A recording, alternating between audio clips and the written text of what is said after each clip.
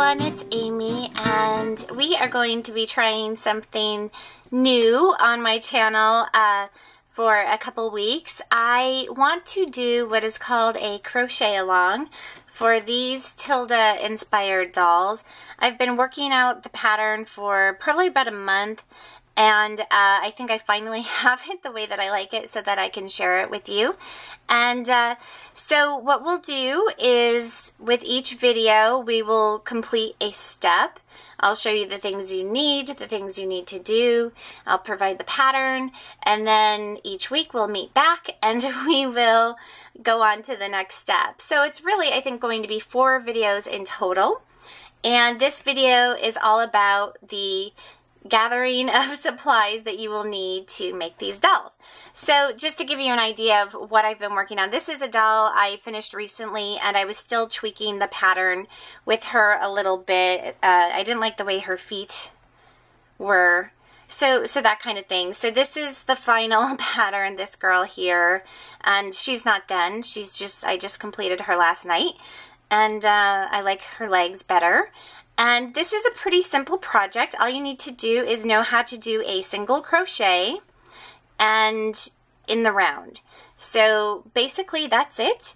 The first week we will be completing the legs. The second week we will complete the arms. The third week we'll do the body. And the fourth week we'll put it all together and embellish it.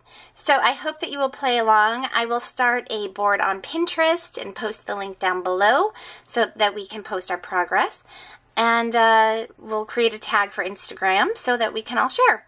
So we are going to make these Tilda Inspired dolls, and like I said, they're Tilda Inspired because these are not designed by the designer who designs Tilda dolls, but I think they're similar, and they are a crochet version, so I can't sew, so therefore I crochet. So let's tell you what you would need to make the dolls. I am using a worsted weight yarn. You'll definitely need a flesh color, and if you choose to do part of the body in a dress color, you will need that color as well. And I've used a few different brands of yarn, but the one I'm finding that I like the most, that I did this one with, is this Vanna's Choice Lion brand yarn. And I found that this works really well. And if you look at the tag here, it says that it takes a 6mm hook. But because this is crochet and it's for something that's going to be stuffed, we want these stitches to be very tight with no holes in between. So I'm actually using a 4mm hook, which is 4mm, I think, is G. So you will need your yarn, worsted weight yarn, a 4mm hook. You will need stuffing to stuff her body. You'll also need a yarn for hair color, and you can do the hair however you like. I think you could also do needle felting for her hair. There's different options, but I've used yarn for the hair.